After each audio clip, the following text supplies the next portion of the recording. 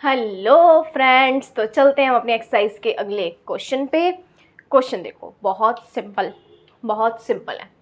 Is it possible to design a rectangular park. पहले देखो, जो भी क्वेश्चन होता है ना, उसमें एक एक चीज़ को आप पढ़ते जाओ। उस क्वेश्चन में क्या क्या मेन चीज़ है उसको अंडरलाइन करते जाओ। क्या बोला इन्होंने कि is it possible to design a rectangular park. किसकी बात कर रहे हैं? रेक्टेंगल की बात कर रहे हैं, तो रेक्टेंगुलर पार्क है। ठीक है, ये चीज़ है मेन। अब उसका अगर आप डायग्राम बनाना चाहते हैं तो वो बना लो। ये अपने पास हो गया एक रेक्टेंगल।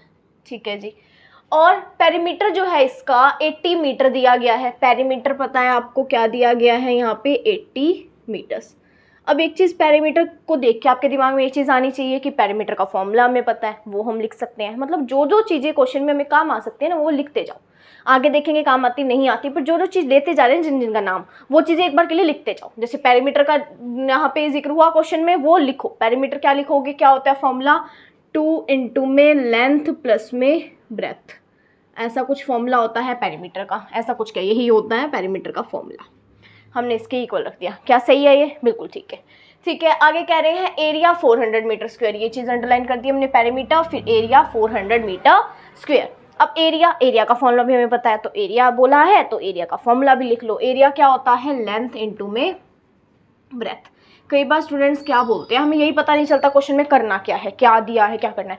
पहले हर चीज़ लिख लो, गिवन क्या क्या है, क्वेश्चन में क्या क्या दिया हुआ है, जो चीज़ दी हुई है, क्या उस टर्म का हमें फॉर्मूला पता है, क्या उस चीज़ का हमें उसके बारे में हमें पता है, क्या कुछ पता है, वो चीज़ एक बार रफ वर्क में लिख लो आप। फिर देख लेना कौन सी चीज़ कहाँ काम आएगी। फिर आप उसको, जो चीज़ काम की है उसको आप अपने फेयर पेज पर लिखो, नहीं तो रहने दो। ठीक है, वही चीज़ करनी है। यही लिख लिया हमने, दोनों चीज़ें काम की हैं। कैसे हैं ये देखते हैं। देखो, अब ये चीज़ हो गई यहाँ पे अपने पास एक, ये इक्वेशन हो जाती है अगली ये। अब आप ये सोचोगे हमने कुछ लेट तो किया ही नहीं है ना, हमने तो सिर्फ ना, देखो यहाँ पे अगर आप क्वेश्चन में स्टार्टिंग में लिख दो तो बेहतर रहेगा कि हमने लेंथ को L माना है और ब्रेथ को B। ठीक है, नहीं तो आप XY लिख सकते हो, पर ज़्यादा कंफ्यूजन ना हो इसलिए मैंने L और B लिखा है। वही देख लो। अब फर्स्ट इक्वेशन से, फ्रॉम फर्स्ट इक्वेशन अगर हम यहाँ पे लिखते हैं, 2 है इधर मल्टीप्लाई में, इधर उसको डिवाइड में लेके जा सकते हैं हम, तो L प्लस B क्या हो जाएगा? 80 डिवाइड 2 यानी कि 40। अब हमें पता है L प्लस बी कितना है? 40 है। ये इक्वेशन 1 के अकॉर्डिंग हमारे पास L प्लस बी आ गया 40 मीटर्स। अब इन्होंने क्या बोला कि L इंटू बी क्या है? 400 है। तो क्या हम इन इक्वेशंस में से एक में से अगर हम एक की वैल्यू निकाल के दूसरे में रख दें तो क्या आ जाएगा? सॉल्यूशन हो जाएगा। बिल्कुल हो जाएगा, क्योंकि यही बात को चैप्टर में बोली गई है कि ये क्या है, ये क्वाड्रेटिक इक्वेशन में फॉर्म करनी है। यही चीज़ है। क्वाड्रेटिक कैसे बनेगी? जब एक वेरिएबल अपने पास होगा वही तो बनेगी। जैसे x होगा सिर्फ तो वही बनेगी। ऐसे ही लेंथ इंटू ब्रेथ में से या तो लेंथ आप रख लो या ब्रेथ रख लो, बाकी चीज़ आपको हटानी पड़ेंगी, है ना। वही चीज़ आपको क्या करनी है यहाँ पे। अब देखो, यहाँ दो चीज़ें हैं। अगर हम इसको एक ऐसा एज स्पेसिफिक लेके चले कि इसको लेना है हमें, ठीक है, इससे इक्वेशन बनानी है, तो देखो यहाँ पे दो वेरिएबल्स हैं, L है और B है। तो आप इनमें से एक को हटाने के लिए क्या कर सकते हो? अगर आप इनको एक में हटाना चाहते हो, मान लो आपको L हटाना है, तो आप इस L को B की फॉर्म में लिख सकते हो। कैसे? यहाँ से देखो, यहाँ से L की वैल्यू निकाल लो। L क्या हो जाएगा? 40 माइनस में B। अब क्या अगर हम इसको यहाँ पुट कर दे L की जगह, तो ये पूरी इक्वेशन में एक वेरिएबल रह जाएगा B, तो ये क्वाड्रेटिक बन सकती है। कैसे करके देखें? इसको पुट कर दो इक्वेशन अपनी 2 में। Put value of L in equation number 1, sorry 2 है इक्वेशन 2 में पुट करनी है ना, 2 है। तो इसमें क्या करोगे? L इंटू बी है इज इक्वल्स टू 400। आपको क्या करना है? L की जगह आपको रखना है, क्या रखना है? 40 माइनस बी। L की जगह रख दो 40 माइनस बी। उसके मल्टीप्लाई में तो B है ही है। अब B जो है दोनों के साथ मल्टीप्लाई होगा, ऑब्वियस है, बिल्कुल दोनों के साथ होगा। तो B को इसके साथ मल्टीप्लाई करोगे 40 के साथ, तो 40B आ गया। B के साथ करोगे B स्क्वायर आ गया इज इक्वल्स टू 400। यहाँ तक कोई प्रॉब्लम नहीं है जी? हो तो कमेंट सेक्शन में बता देना। बाकी चलते हैं आगे।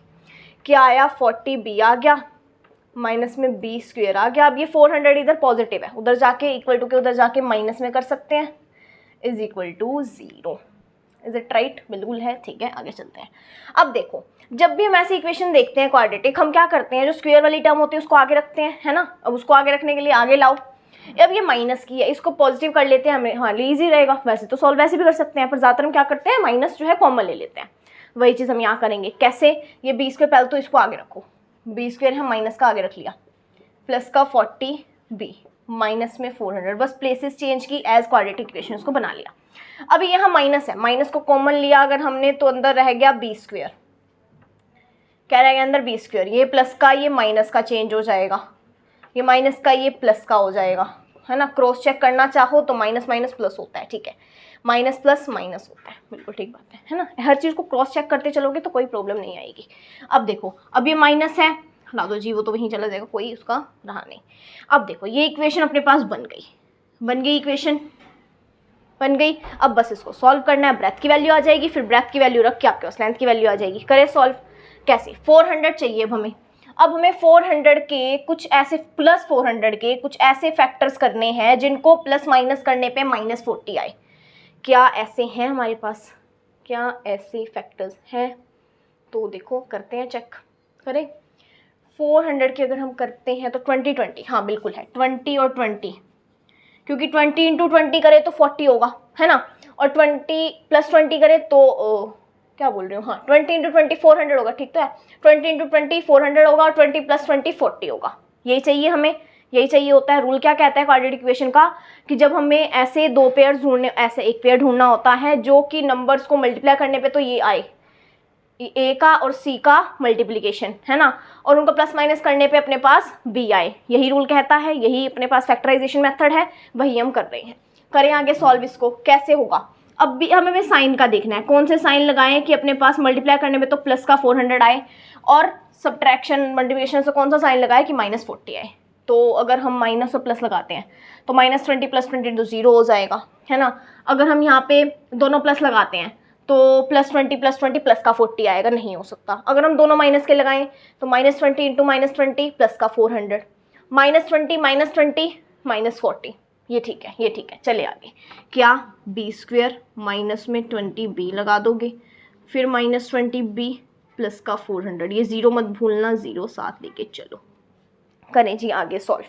अब क्या है, बस अब तो इनमें से कॉमन निकालना है, इनमें से कॉमन निकालना है, तो b बाहर b अंदर -20, ऐसे ही -20 बाहर b अंदर और -20 = 0। क्या फैक्टर्स आ गए, b -20 हो गया और दूसरा भी b -20, इनको 0 के इक्वल रखोगे तो b की वैल्यू अपने पास 20 आ जाएगी। b की वैल्यू कितनी आएगी, 20 मीटर्स।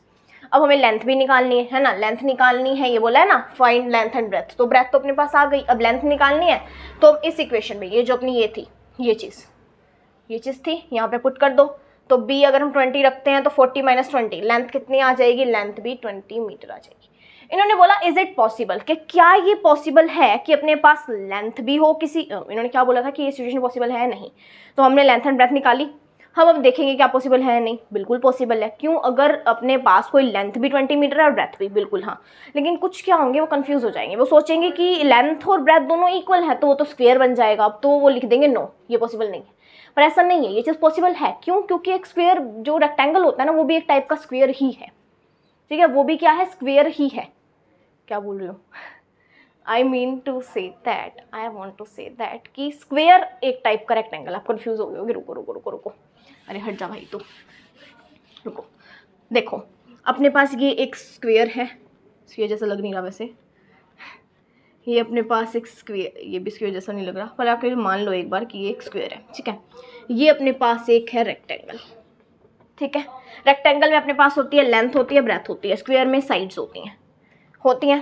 लेकिन अगर अपने पास L और B इक्वल हो, तो क्या वो एक रेक्टेंगल स्क्वायर नहीं बन जाएगा, नहीं बन जाएगा, बिल्कुल बन जाएगा। वैसे ये चीज़ मैं कहना चाह रही हूँ आपको कि एक जो स्क्वायर है उसमें 4 साइड्स होती हैं, वैसे ही रेक्टेंगल में 4 साइड्स होती हैं, तो हर स्क्वायर को हम रेक्टेंगल कह सकते हैं, ठीक है। हर स्क्वायर जो है रेक्टेंगल होता है, पर हर रेक्टेंगल स्क्वायर नहीं होता, क्योंकि स्क्वायर की एक प्रॉपर्टी क्या है, स्क्वायर की प्रॉपर्टी होती है अपने पास कि स्क्वायर की सारी साइड्स इक्वल होती हैं। लेकिन रेक्टेंगल में क्या होता है, एडजेसेंट साइड्स इक्वल है, सॉरी अपोजिट साइड्स इक्वल है ना, अपोजिट साइड्स इक्वल है। पर हर स्क्वायर में ऐसा होता है कि उसकी सारी साइड्स इक्वल हो, लेकिन कुछ रेक्टेंगल ऐसे होते हैं जिनमें सारी साइड्स इक्वल हो जाती हैं, जिसको हम स्क्वायर का नाम दे देते हैं। वही चीज़ है, आप ये लिखोगे कि ये पॉसिबल है, पर वो एक तरह से स्क्वायर ही बन जाएगा। और हाँ, स्क्वायर भी क्या होता है, एक टाइप का रेक्टेंगल ही होता है, ठीक है। चलते हैं, बाय, हो गया।